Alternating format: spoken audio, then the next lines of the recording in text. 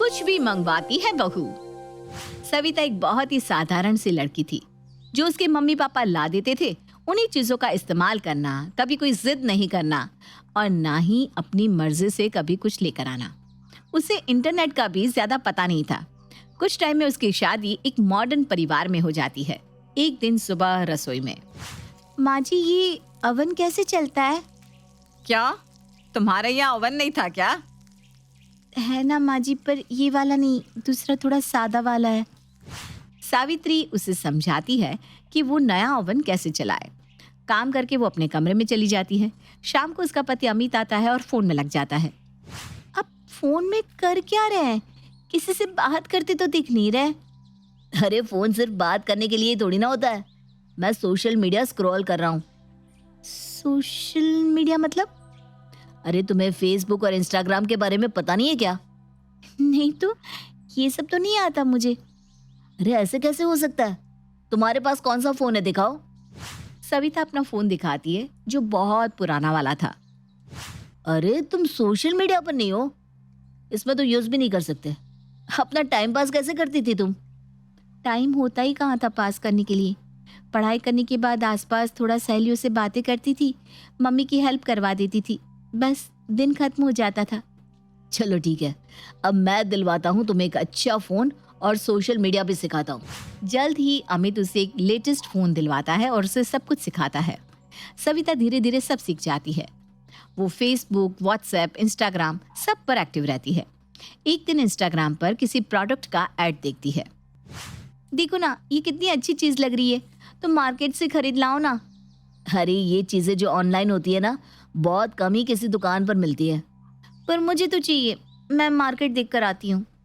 सविता अमित की बात नहीं मानती और जो उसने एक ऑनलाइन छोटा सा वार्म फैन देखा था वैसा ही वार्म फैन ले आती है। आती ही अपनी सास को दिखाती है। अरे ये क्या है बहू? माँ जी ये ना वार्म फैन है, हम रसोई में काम करेंगे और इसको चला लेंगे तो ठंड बिल्कुल नहीं लगेगी। एक बार के लिए तो उसकी सास भी खुश हो जाती है। वो दोनों उसे रसोई में लगा लेती हैं और काम करने लगती है। वाह क्या गर्म हवा आ रही है ना, बिल्कुल ठंड नहीं लग रही। वो पंखा एक आध घंटा चलता है, फिर उसमें शॉर्ट सर्किट हो जाता है। हे भगवान, आज ही तो आया था और आज ही खराब भी हो गया। पूरे 1000 रुपए का था माँ जी। 1000 रुपया तो काफी महंगा था। माँ जी मैंने इन्हें कहा था कि मैंने जो ऑनलाइन देखा था वो मंगवा लेते, इन्होंने मना कर दिया, अब मैं वही मंगवाऊंगी। वो बिना कुछ सोचे समझे इंस्टाग्राम से वो पंखा ऑर्डर कर देती है। शाम को जब अमित घर आता है उसी समय उस पंखे की डिलीवरी होती है। ये क्या मंगवा लिया सविता? सविता उसे पूरी बात बताती है। देखो वो 1000 का था और चला भी नहीं, ये 700 का ही है, फायदा हुआ ना। वो अपने आप को काफी समझदार समझ रही थी। अच्छा सच में सिर्फ 700 का ही है और डिलीवरी चार्ज 500 है ना? इस बात पर सविता ध्यान ही नहीं देती। बस वो यही सोचती है कि ऑनलाइन पंखा सस्ता मिल गया। अब तो बस सविता को जैसे ऑनलाइन सामान की आदत पड़ जाती है। हर दिन कुछ ना कुछ छोटा बड़ा मंगवाती रहती है। एक दिन उसके घर पर बहुत सारे पैकेट्स आते हैं। माँ जी जरा 5000 रुपए तो देना। 5000 क्यों? अरे माँ जी वो राखी आ रही है ना, तो मैंने अपने यहाँ के लिए, मम्मी के लिए और दीदी के घर के लिए सामान खरीदा है। ऐसा क्या खरीद लिया बहू? राखी के साथ गिफ्ट के तौर पर मैंने ना पोर्टेबल जूसर खरीदे हैं। इनमें बहुत जल्दी जूस बन जाता है। कुछ टाइम में जब ठंड आएगी सब जूस बना बना कर पियेंगे। कृष्णा पैसे तो दे देती है पर उसे बात समझ में नहीं आती। वो रात को अमित से बात करती है। हाँ माँ, मुझे भी ये सब फालतू खर्चे लगते हैं, पर इसे समझाऊं तो कैसे? अमित अपने दोस्त से इस बारे में बात करता है। समझ में नहीं आ रहा खर्चे को कैसे बचाऊं। देख अमित, या तो फिर तू ऐसा कर कि जो भाभी को चाहिए होता है वो तू ही ला दिया कर। अरे वो ऑनलाइन चीजें देखती रहती है, उसकी खास गारंटी भी नहीं होती और डिलीवरी चार्जेस होते हैं वो अलग। उसे ये बात समझ में ही नहीं आती। ये सब बात करके जब वो घर पहुंचता है तो देखता है कि सविता ने पोर्टेबल फूट मसाजर भी मंगवा रखा है। वो मन ही मन सोच लेता है कि वो अभी तो कुछ नहीं बोलेगा पर इसे यूज भी नहीं करने देगा। इतने में ही सविता आती है। अरे आगे आप देखो, ये मसाजर है, बहुत बढ़िया है, ऑनलाइन मंगवाया मैंने। हाँ ठीक है, पर अभी ना इसे ओपन मत करना, बाद में देखेंगे। एक दिन अमित के दोस्त खाने पर आते हैं। वाह अमित, तुम्हारा घर तो बहुत सुंदर है। लगता है भाभी बहुत ध्यान रखती है।